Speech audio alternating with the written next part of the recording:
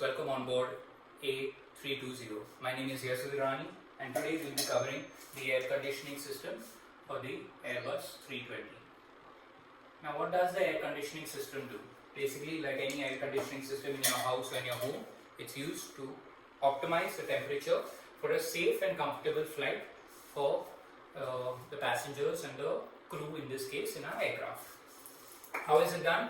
Is basically the aircraft is broken up into three zones: the cockpit zone, the forward zone of your cabin and the aft zone of your cabin, and the temperature regulation through our overhead panel is permitted within a region of 18 degrees to 30 degrees Celsius of each of these zones. So in the individual zones you can maintain a temperature ranging from 18 to 30 degrees Celsius. How do we do this? Is basically we use 6 valves, 2 packs and 2 computers to achieve this function using the Airbus principle of working. So what is done is air is taken either from the engines or the APU and supplied to the air conditioning system through a pack flow control valve. What does the pack flow control valve do? Like the term suggests, it allows air to flow in to the pack. So but obvious, the next will be the pack. Pack is a pressurization and air conditioning kit. Its function is to optimize the air so that it is at the correct pressure and temperature as air conditioning would suggest. Thereafter, this air is sent into a mixing unit. What does a mixing unit do? It takes the preconditioned air which is already in the aircraft and through 2 ventilation fans which are sitting underneath the floor of the cabin, it recirculates this air back into the air conditioning system. Why is this done? Is so that we reduce the engine bleed air required, thereby reducing the load on the engine from the air conditioning system itself. Now after this, the air proceeds to its various zones. Alright? Now like I said, each zone has its own temperature. The cockpit, the forward cabin and the aft cabin. Alright? Now since both these packs, I'll just put one more pack here and one more pack flow control valve. Alright? There are 2 packs and 2 pack flow control valves. Since both these packs will be operating at a single temperature and then mixing it in the mixing unit and sending it into the cockpit forward and aft area, how can we get 3 different temperatures for each zone?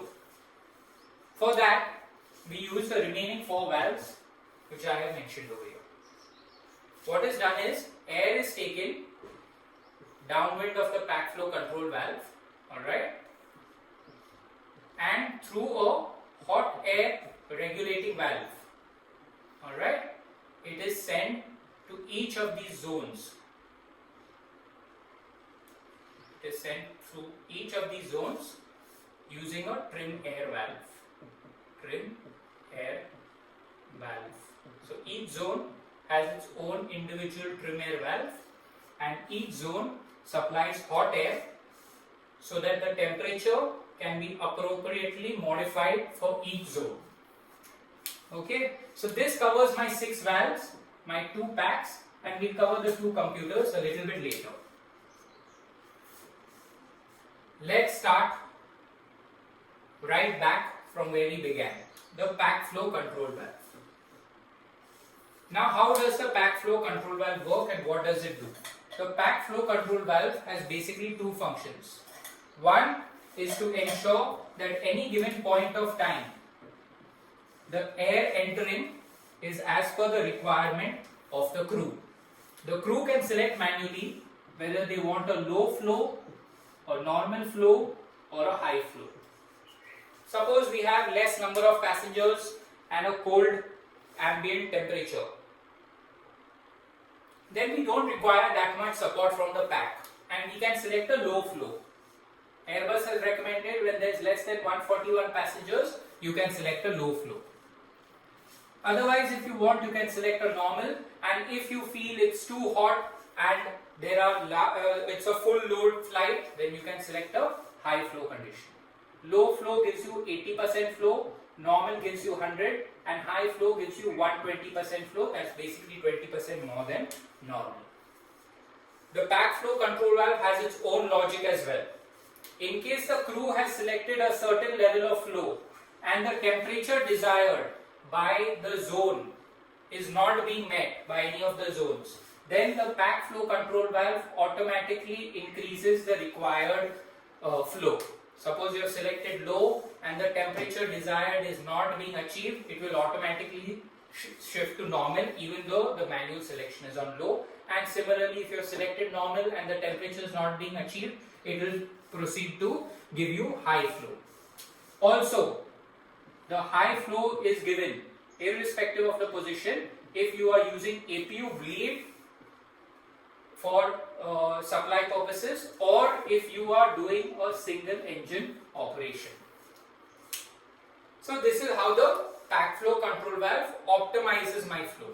It also has some safety features. First is the pack flow control valve is spring loaded and it is pneumatically operated and electrically controlled. So in case there is no or low air pressure, the spring will automatically close the system. Furthermore, if on ground there is a overheat sensed, that is the temperature in the duct is above a prescribed value, the pack flow control valve will again close. So if there is low air pressure or there is an overheat, the pack flow control valve closes. There are two more safety features. If the fire push button is pushed or if the ditching push button is pushed, that is when you are landing or intending to land over a water body, then the valve will again close. That is simply to avoid fire from entering the air conditioning system and to avoid water from entering the air conditioning system. So these are the four conditions in which the pack flow control valve automatically closes. Alright.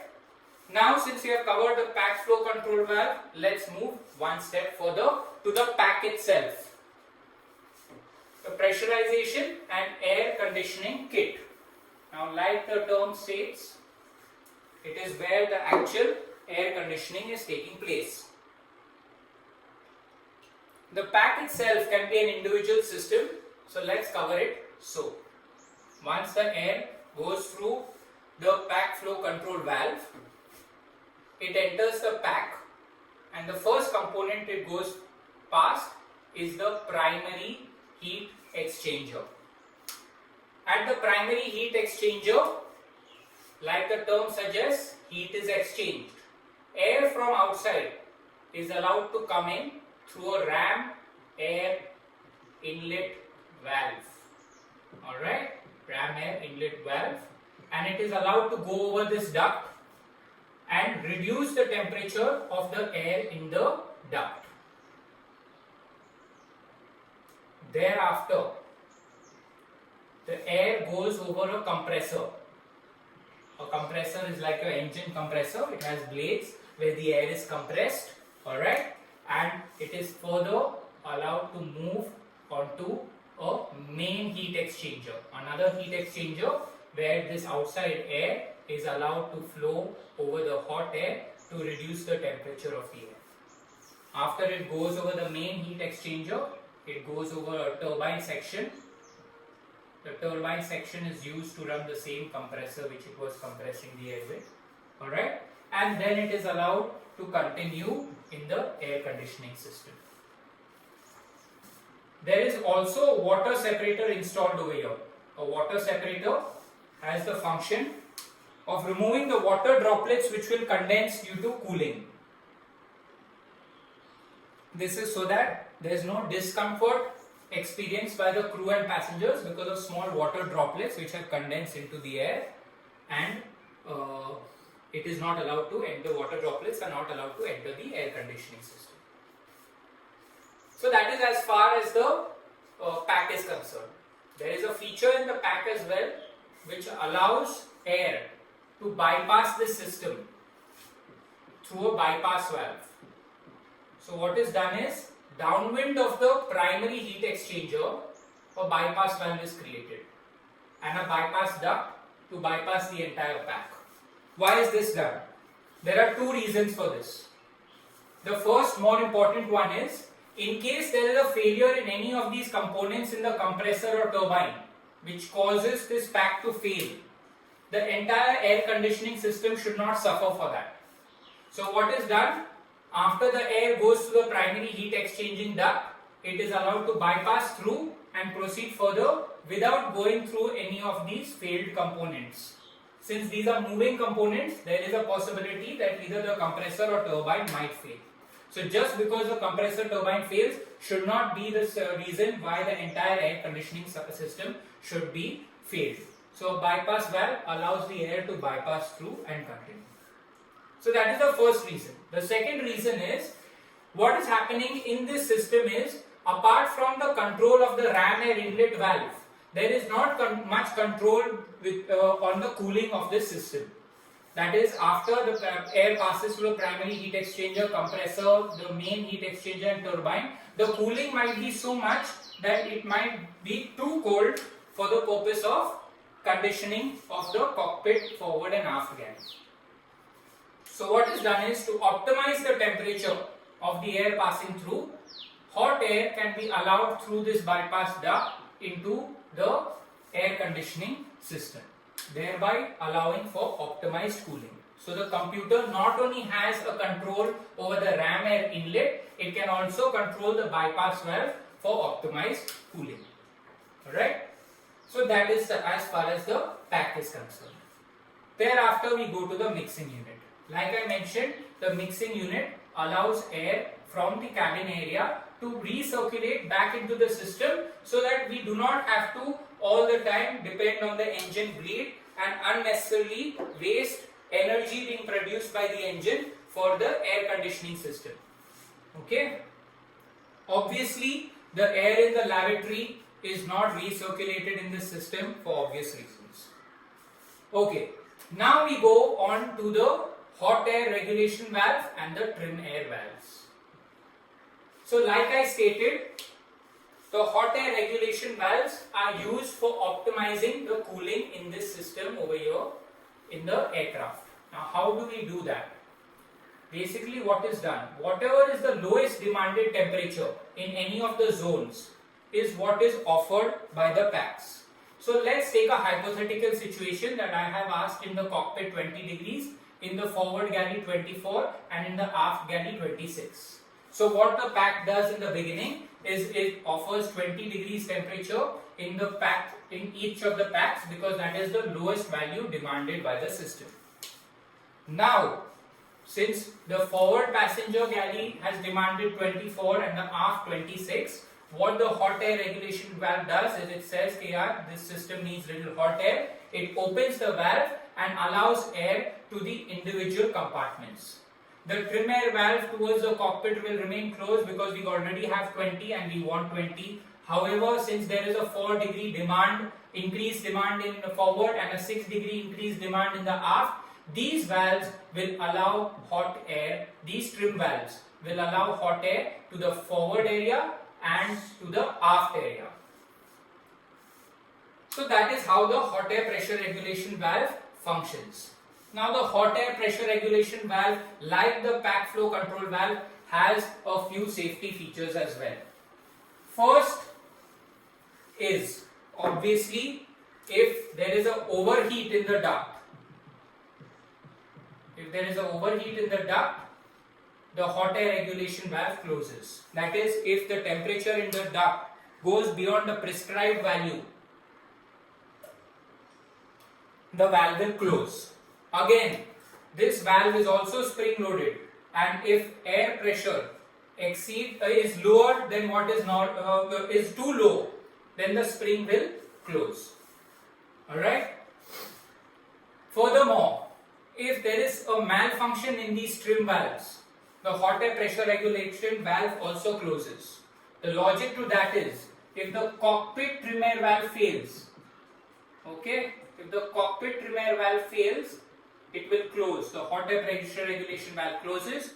Or if both, not one, both the cabin trim air valves fail, forward and aft, alright, then it will close. So in any of these two conditions, both have to fail in the cabin trim air valves, or one, that is the only cockpit trim air valve, must fail, and then it will, hot air pressure regulation valve will close. So that covers the logic of the hot air pressure regulation valve. Now, like I had mentioned earlier, there are also a few computers controlling this system. Now, depending on the type of aircraft that you have, the older versions have different computers. The newer ones that are being manufactured have slightly different computers. So for the sake of theory, I'll just mention what the older computers were. The older computers, Pack Controller 1 and Pack Controller 2, used to control Pack 1, and the Pack Controller 2 controlled Pack 2 and Pack Flow Control Valve 2. Pack Controller 1 controlled Pack 1 and Pack Flow Control Valve 1. Okay. For the remaining valves, that is the trim air valves, the 3 trim air valves and the hot air regulation valve, there was a zone controller. Okay. However, the newer aircrafts don't work on these 3 computers, that is PC1, PC2 and zone controller. It uses what is known as air conditioning system controller 1 and air conditioning system controller 2. So basically, air conditioning system controller 1 replaced Pack Controller 1 and air conditioning system controller 2 replaced Pack Controller 2. One important thing that also, apart from the fact that the name changed, the redundancies in air conditioning system controller 2 were much more better than the redundancies in Pack Controller 1 and Pack Controller 2. That is to say that air conditioning system controller 1 and 2 has 2 lanes. Okay. If lane 1 fails, lane 2 automatically takes over. In both cases, they both have 2 lanes, and if lane 1 fails, lane 2 can take over, and there is no difference in the way the computer will operate. However, the older version, the Pack controllers, if channel 1 failed, channel 2 would not operate in the same fashion. It had its own limitations. That is, it would remain in the previous setting, whatever in which the failure took place. So the setting of the valves or the packs cannot be changed in Pack controller. In case the primary channel failed, secondary channel would just operate in the previous settings. So you could not change the temperature or anything of those sorts. Now, like I said, the newer system does not have a zone controller. The ACSC1 and ACSC2 does the same work as the zone controller. That is, ACSC1 controls the cockpit trim air valve and the hot air pressure regulating valve. And the ACSC2 controls both the trim air valves that operate towards the cabin area. Okay. In case there is a failure again of system 1, lane 1, lane 2 can do the same operations of the valves. There will be no change in operation. However, if both fail, then that pack and that system valves will all fail as well, depending on which system has failed. If one fails, then trim air valve to the cockpit, hot air pressure regulating valve, pack 1 and pack flow control valve will fail if both the lanes have failed. Alright. So that is all to do with the computers. There is nothing much more in the computer part of the section. Apart from this, on ground, the system can be fed by a low pressure ground power unit. Alright, so in case the engines are not running or the APU is not running, you can feed the air through the low pressure ground power unit. This also saves fuel because it works on a lesser fuel consumption. Alright, however, if you are using the ground power unit to supply air to the system, you should switch off the packs because this system can have detrimental effects on the packs. That's it. Apart from that, there is a emergency ram air system as well. However, I would prefer to cover that with the pressurization system. I don't want to cover that today. The logic will make more sense when we discuss it with pressurization system. For today, I think air conditioning system is covered. That's a general idea of how the system works. If you have any doubts, you can refer to the FCON, or you can also add a comment or leave a message for me. I'll be happy to reply to that. If I have made any mistakes on my part, please do let me know. If the information I have given out here is incorrect or incomplete in any way, the idea of this forum is for us to exchange ideas, knowledge and understanding of these systems that we use and the aircraft that we fly. I hope today I was able to help you with the air conditioning system. Take care. Thank you.